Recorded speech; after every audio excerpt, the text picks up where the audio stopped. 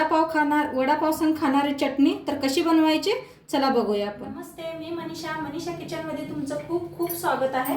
आज आपण बनवणार आहोत वडापाव संग खाणारी चटणी। तर त्यासाठी घेतलंय बघा मी एक खोबरं किसून घेतलंय आणि लसूण घेतलाय, साली सकट घेतला। आता ह्याला थोडंसं तवा ठेवलाय गॅसवर बघा। आता तवा चांगला तापलाय, थोडंसं याला भाजून घेऊया आपण लसणाला। हलवून याला 2 मिनिटं हलवून एकसारखं भाजून घेऊया बघा। हलवत हलवत भाजा, चांगलं भाजले ते काढून घेऊया। ह्याच्यामध्ये तव्यामध्ये खोबरं भाजून घेऊया, त्याला बी हलवत भाजून घेऊया बघा। मस्त भाजले, जास्त करपूस तर भाजायचं नाही, ह्याला थोडंसं हलकसं भाजून घ्यायचं। आता घेऊया, बंद करते।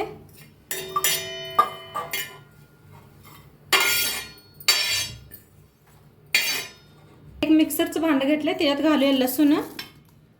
तेवढंच फिरवून घेऊया आपण, बंद चालू करून फिरवून घ्यायचं बघा। असं बारीक करून घेतलंय। आता ह्याच्यात टाकून घेऊया चटणी, घरगुती चटणी आहे। 1 चम्मच बघा चटणी टाकल्या। आता ही भाजून घेतलेलं खोबरं टाकून घेऊया ह्याच्यात। चवीप्रमाणे मीठ घेतलंय।